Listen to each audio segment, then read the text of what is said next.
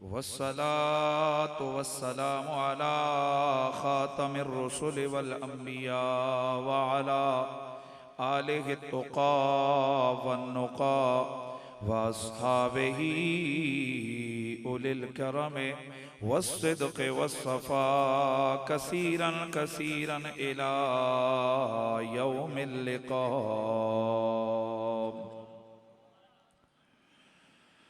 अम्मा बादु फ़अऊज़ु बिल्लाहिस्समीइल अलीम मिनश शैतानिर रजीम। बिस्मिल्लाहिर रहमानिर रहीम।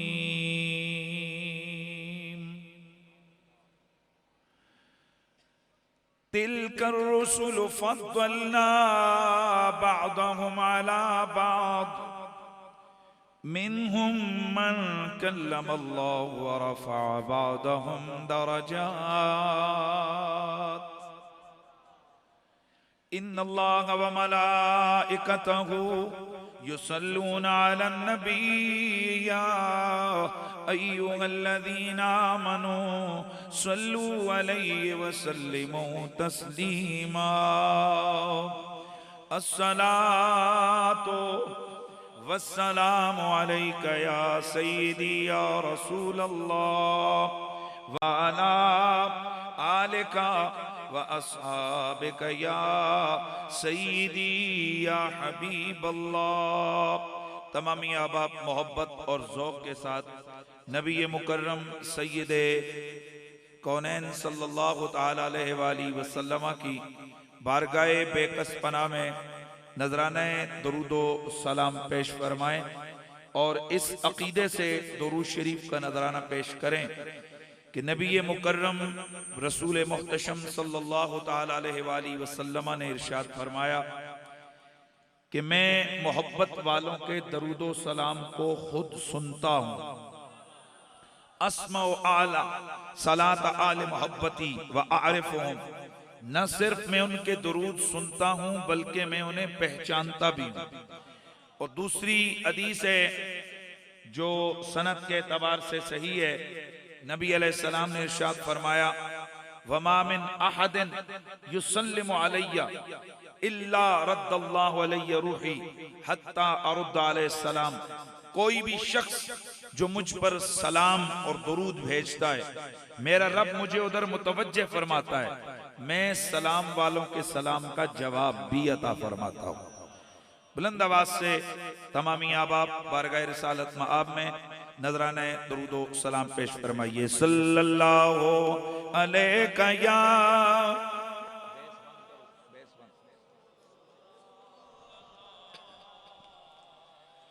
वसल्लम अलैका या हबीब अल्लाह। सब पढ़ लीजिए सल्लल्लाहु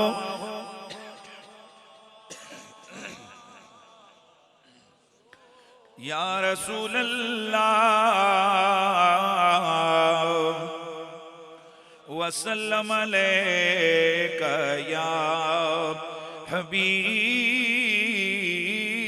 अल्लाह। आप सातों नो जहां में नजर आया ही नहीं। आप सातों नो जहां में नजर आया ही नहीं।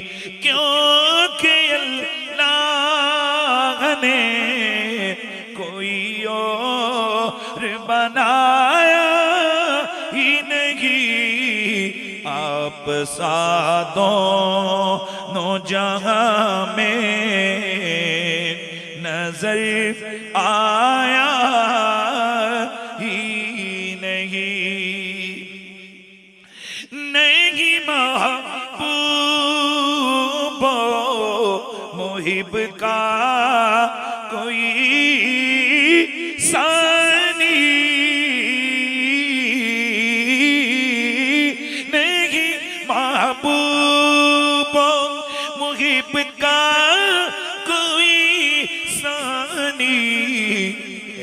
का जिस्म नहीं और एक का साया ही नहीं, एक का जिस्म नहीं और एक का साया ही नहीं। और जब कहा कब्र में सरकार ने ये मेरा है, जब कहा कब्र में सरकार ने ये मेरा है, फिर नकीरों ने मुझे हाथ लगाया ही नहीं, फिर नकीरों ने मुझे हाथ लगाया ही नहीं। बादा ज़म्दो सलात लायके सत ताज़ीम व तकरीम वारिसान मेहराब व मिंबर जमी उलमाए ज़ी क़द्र व ज़ी मर्तबत बिलखुसूस फ़ख्र सादात रौनक खानवादा रिसालत हज़रत मुहतरम किबला पीर सैयद शब्बीर हुसैन शाह साहिब गिरानी अदाम अल्लाह ताला ज़िल्लकुम उस्सामी लायके सत ताज़ीम व तकरीम मुहक्किक़े दौरा उस्तादुल अफाजिल मुजाहिदे अहले सुन्नत बरवुर्दे निगाहे विलायत हज़रत मोहतरम किबला पीर सैयद अज़मत हुसैन शाह साहिब गिलानी अदाम अल्लाह ताला ज़िल्लकुमुल आली, मेरे सर का ताज दीगर जुमला उलमाए अहले सुन्नत हज़रत मोहतरम मौलाना कारी अजीज़ हैदर साहिब, मेज़बान मुकर्रम फ़ख्र सादात जनाबे हज़रत मोहतरम सैयद आतिफ हुसैन शाह साहिब गिलानी, दीगर जमी सादाते वाला मर्तबत उलमाए अहले सुन्नत, जमी हाज़रीन व सामईन, जुमला मेहमानाने ज़ी इज़्ज़त व ज़ी इकराम, अस्सलामु अलैकुम व रहमतुल्लाहि ताला व बरकातुहू। आज की अजीम शान महफिल मीलाद के उन्वान से इनेकाद पजीर है। हम अहले सुन्नत व जमात के यहाँ महफिल मीलाद से मुराद हर वो महफिल होती है जिसमें दो चीजों का इजहार हो, दो काम। नंबर एक, अल्लाह के नबी की ताजीम का इजहार हो, और नंबर दो, अल्लाह के नबी के जिक्र का प्रचार हो। ये दो काम जिस महफिल में हो, वो जहां भी हो, मस्जिद में हो, बाजार में हो, घर में हो, ग्राउंड में हो, कहीं भी हो, नबी अलैहिस्सलाम की ताजीम का इजहार हो और अल्लाह के नबी के जिक्र का प्रचार हो। उसका नाम आप कोई भी रखें, हमारे उर्फ में होती महफिल मीलाद ही है। यानी अगर शॉर्टकट समझाना चाहें तो यूं समझें कि रसूलुल्लाह के जिक्र को मीलाद कहते हैं। चाहे जिक्र 100 बंदे मिलके करें या 10 करें, एक बज़म सजा के करें, या घर में चंद बच्चे और वालिदैन बैठ के हुजूर का जिक्र कर रहे हों, बस जिक्र हुजूर का होना चाहिए। चाहे जिक्र मेरे मुस्तफा की तख्लीक का हो, खिलकत का हो, मेरे आका की विलादत का हो, मेरे मुस्तफा की बैसत का हो, मेरे आका के हुस्न और जमाल का हो, मेरे आका के कीलो काल का हो, चाहे तज़किरा मेरे नबी के ऐनैन का हो या मेरे हुजूर के शफतैन का हो, जिक्र मेरे नबी के पसीने का हो या मेरे मुस्तफा के दिलकश सीने का हो, जिक्र आमिना के लाल के तकल्लुम तबस्सुम का हो या जिक्र मेरे नबी के दहन बदन बतन जकन का हो, हुस्न जमाल का तज़किरा हो या मेरे मुस्तफा के सहाबा आल का तज़किरा हो, मेरे नबी के पसीने का तज़किरा हो या मेरे मुस्तफा के दिल के सीने का तज़किरा हो, बस जिक्र हुजूर का हो, होती महफिल मीलाद ही जाए। हाज़रीन व सामीन, ये भी शरई उर्फी तौर पर ये बात भी एक मुसल्लमा है कि अल्लाह रब्बुल इज्जत ने ये जो कायनात आलम की तख्लीक फरमाई है, इस कायनात आलम में अल्लाह रब्बुल इज्जत ने बहुत सारे वाकयात को कुछ अय्याम और महीनों के साथ ऐसा मुख्तस किया है कि जब वो दिन लौट के आते हैं तो वो दिनों के साथ साथ वो बरकतें और वो यादें भी लौट के आती हैं। मैं आपको सादा समझाऊं तो कुरान मजीद सदियों पहले मेरे नबी के कल्बे अतर पे नाज़िल हुआ। सदियों पहले जिस दिन ये कुरान जिस रात को उतरा था वो रात लैलतुल कदर। अब देखिए सदियों गुजर गई, रमजान का महीना आया, उलमा ने तबलीग शुरू कर दी, भाइयों उस रात को तलाश करो जो लैलतुल कदर है, जिसमें कुरान उतरा। यार वो तो सदियों पहले वाली रात है, ये सदियों बाद, क्या आज भी उसमें वो सादतें हैं? जी हैं। सवाल ये है, कुरान सदियों पहले उतरा, शहादतें आज भी उस रात के दामन में मौजूद हैं। वजह क्या है? फरमाया वजह यह है अल्लाह ने कुछ चीजों को कुछ अय्याम के साथ ऐसा मुख्तस किया है कि जब वो दिन लौट के आते हैं, वो यादें भी लौट के आती हैं, वो रहमतें भी लौट के आती हैं, वो बरकतें भी लौट के आती हैं। तो फिर मुझे जरा अर्ज करने दीजिए, एक रात कुरान उतरा सदियों पहले, सदियों बाद जब वो महीना आए तो वो महीना कुरान वाला कहलाता है। वो महीना आए, गली गली नगर नगर घर घर कुरान कुरान कुरान कुरान पढ़ा जाता है। जिसने सारा साल कुरान ना पढ़ा हो, उस महीने में उसकी कोशिश होती है कि मैं एक आध दफा जरूर कुरान मजीद को मैं मुकम्मल करूं। क्यों कि उन अय्याम के साथ कुरान की एक निस्बत जुड़ी हुई है।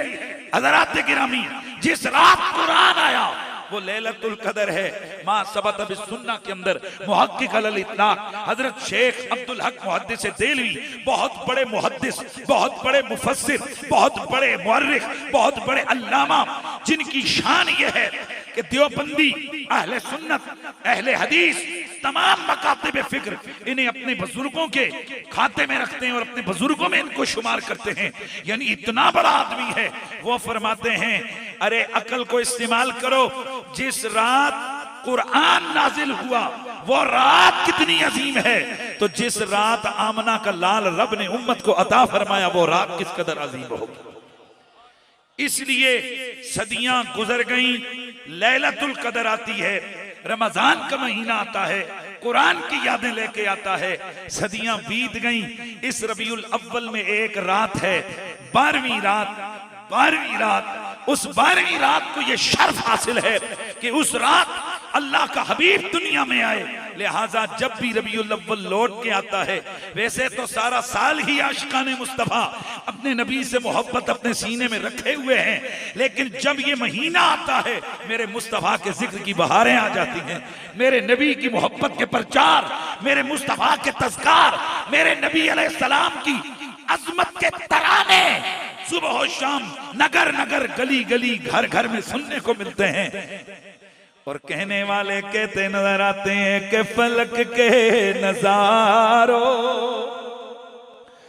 ज़मीं की बहारों, सब ईदें मनाओ, हुजूर आ गए हैं, हुजूर आ गए हैं, हुजूर आ गए हैं, हुजूर आ गए हैं, हुजूर आ गए हैं, हुजूर आ गए हैं, हुजूर आ गए हैं।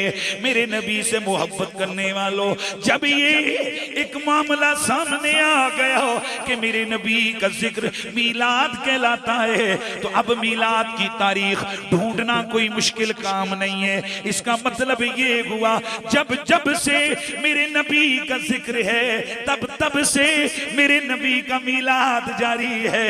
अब तुम बताओ मेरे नबी का जिक्र कब से है? हम बताएंगे नबी का मीलाद तब से है। यार इस बात को आप समझिए, यानी हम लोगों ने हुजूर का जिक्र जो है उसको मीलाद कहते हैं। तो जब जिक्र मुस्तफा का नाम मीलाद है, तो अब ये सवाल तो खुद ब खुद इसका जवाब मिल गया। जो लोग ये कहते हैं कि ये मिलाद किसने शुरू किया, ये कहां से इसकी तारीख आई है, हम उनको कहते हैं बस तलाश करो, जिसने जिक्र मुस्तफा शुरू किया उसी ने मिलाद मुस्तफा शुरू किया। जो जिक्र मुस्तफा की तारीख है वही मिलाद मुस्तफा की तारीख है। चूंकि नाम बदला हुआ है, काम वही है। मिलाद हुजूर के जिक्र को कहते हैं। अल्लाह अकबर। मेरे दोस्तों, मुझे कहने दो कि अल्लाह का पहला नबी, माशाअल्लाह। अच्छा, ये जेरे कलियां आगे बैठे हो कोई तुसां दा मकसद? अच्छा,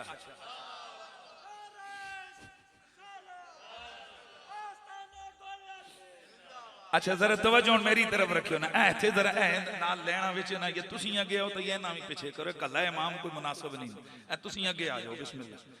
ऐ जरा जरा इधर महफिल के होता है ना, सिलसिला होता है। बिस्मिल्लाह।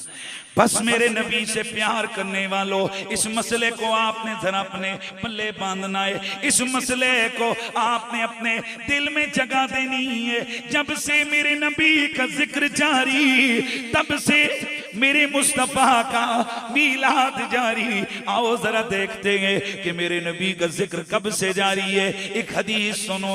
रावी ये हदीस हजरत सैयदना इमाम हुसैन अलैहिस्सलाम के लख्ते जिगर हजरत इमाम ज़ैनुल आबिदीन।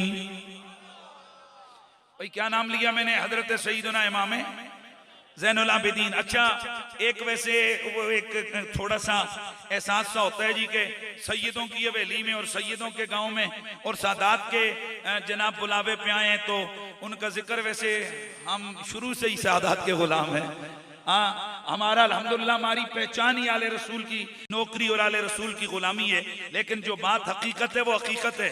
हाँ जी, वो यहाँ हवेली में हो या हम कहीं किसी टीवी चैनल पे हो, आपको पता है हमने हमेशा बात बड़ी खड़का के और खरी और सच्ची की है। जो कुरान और हदीस में है वही हमने बयान किया है, भले कोई खुश हो भले कोई खफा हो।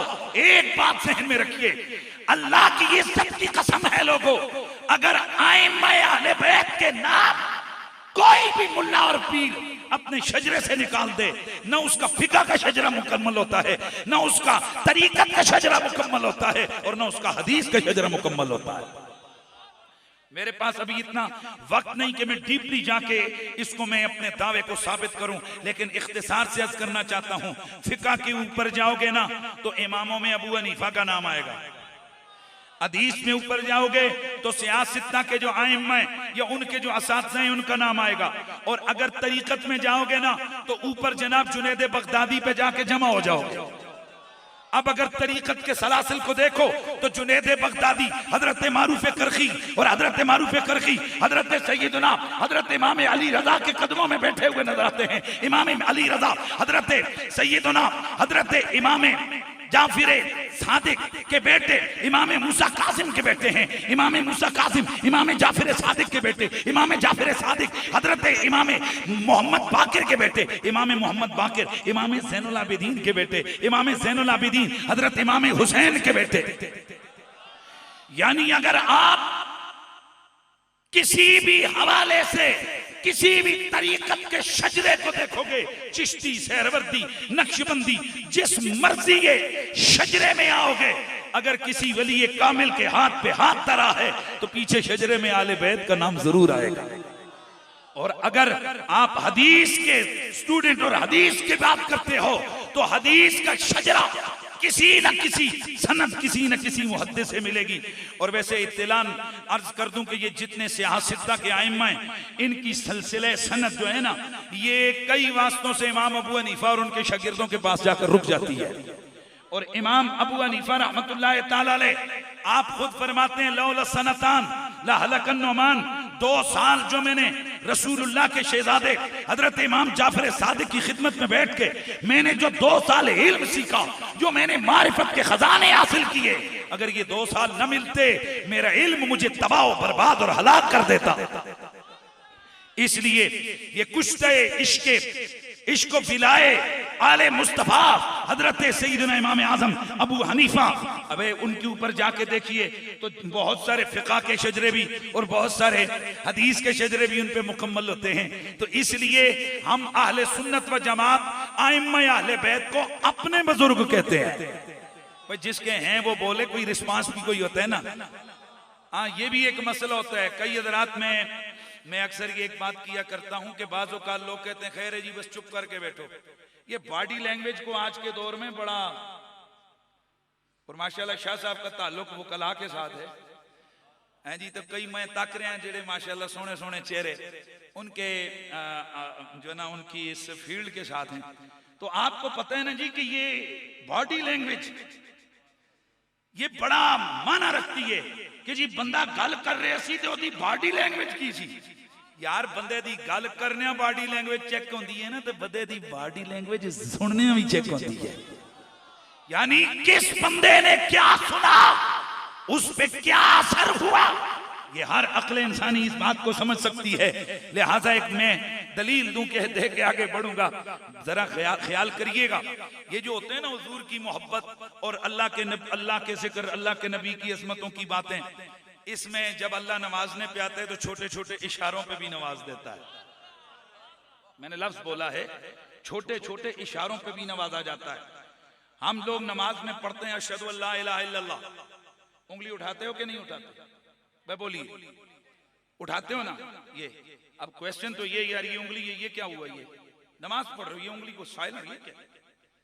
पर नहीं, हमने वो करना है जो मेरे नबी ने किया, जो मेरे नबी ने सिखाया। अब यकीनन ये सवाल तो सहाबा के ज़हनों में भी आया होगा कि या रसूल अल्लाह, ये नमाज में अशहदु अल्ला इलाहा इल्लल्लाह पर जो उंगली उठाते हैं क्या मतलब है? तो मेरे नबी ने फरमाया, सुनो, जब तुम जुबान से कहते हो अशहदु अल्ला इलाहा इल्लल्लाह, तुम्हारी उंगली उठती है, फरमाया ये शैतान के सीने को तीर की तरह छलनी कर देती है। ये तुम्हारी उंगली शैतान के सीने में पेवस्त होती है।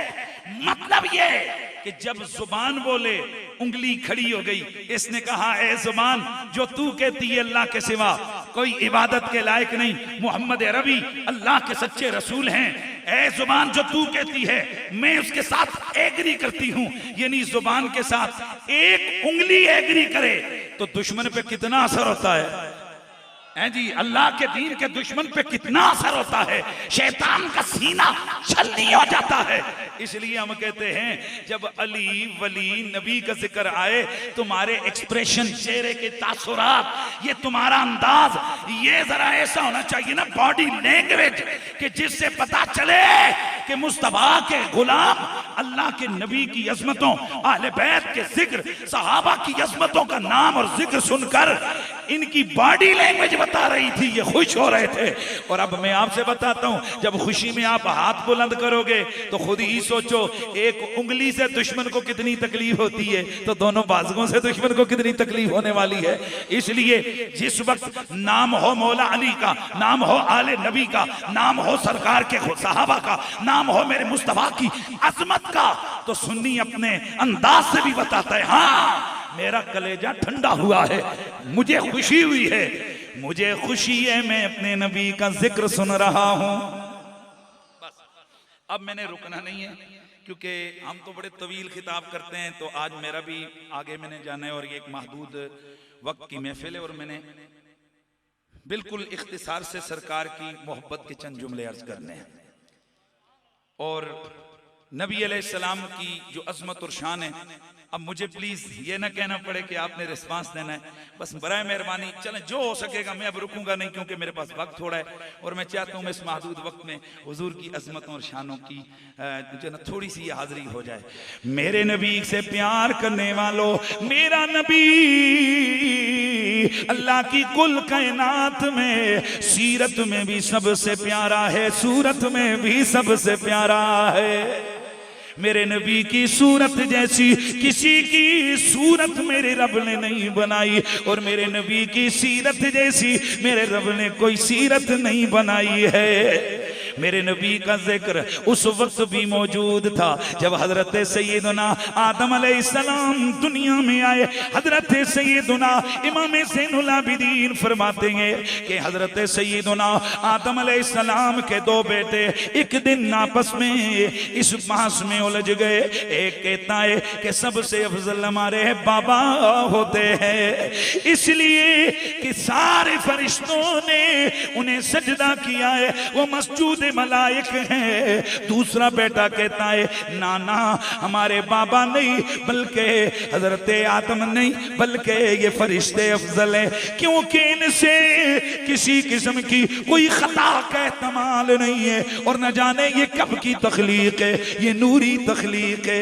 ये दोनों बेटे अपनी बात लेकर अपने बाबा हजरत सैयदना आदम की खिदमत अतहर के अंदर पहुंचे। बाबा जान हम आपसे ये पूछना चाहते हैं मन अकरमुल खल्क अल्लाह, अल्लाह की बारगाह में अल्लाह की नजर में कौन सबसे ज्यादा इज्जत वाला है, आप हैं या फरिश्ते हैं? हजरत आदम बोले फरमाया बेटो ना मैं हूं ना फरिश्ते हैं। अर्ज की बाबा फिर कौन है? फरमाया मेरे बेटो वो सबसे अफजल है कि लम्मा नफ़ख़ल्लाहु फ़ीहि रूहा, जब अल्लाह ने मेरी बॉडी मेरे जिस्म में रूह डाली, वो रूह अभी मेरे पांव तक नहीं पहुंची थी कि मैंने अल्लाह के फबरकल अर्श, अल्लाह का अर्श चमकने लगा। मैंने अल्लाह के अर्श के ऊपर नूरी लफ्जों से ये लिखा हुआ पढ़ो मुहम्मदुर रसूलुल्लाह।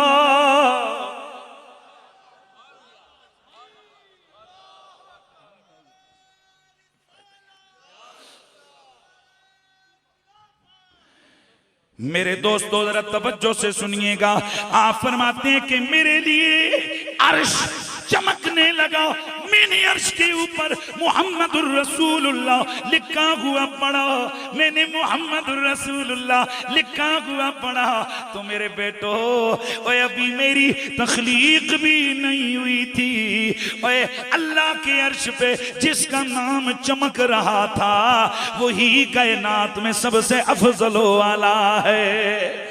मेरे दोस्तों इसका मतलब ये है कि अभी कायनात बनी नहीं है, अभी इंसानियत का सिलसिला बाद में शुरू हुआ है। मेरे तेरे नबी का जिक्र पहले से मौजूद है और आगे बढ़िए।